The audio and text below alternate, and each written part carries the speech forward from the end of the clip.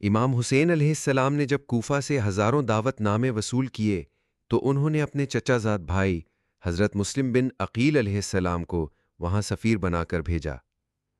حضرت مسلم شجاع، فقیہ، نیک سیرت اور اہل بیت علیہ السلام کے قابل ترین فرد تھے۔ کوفہ میں لوگوں نے پرجوش استقبال کیا، امام حسین سے محبت کے وعدے کیے اور مسلم کے ہاتھ پر بیعت کی۔ روایات کے مطابق 18,000 افراد نے امام حسین کی نمائندگی میں ان کے ہاتھ پر بیعت کی۔ حضرت مسلم نے امام حسین کو خط لکھا کہ حالات سازگار ہیں، تشریف لائیں، لیکن یزید نے عبید اللہ بن زیاد کو گورنر بنا کر کوفہ بھیجا۔ اس نے سخت خوف، دھونس، رشوت اور دھوکے سے کوفہ کی فضا بدل دی۔ رفتہ رفتہ حضرت مسلم تنہا ہوتے گئے۔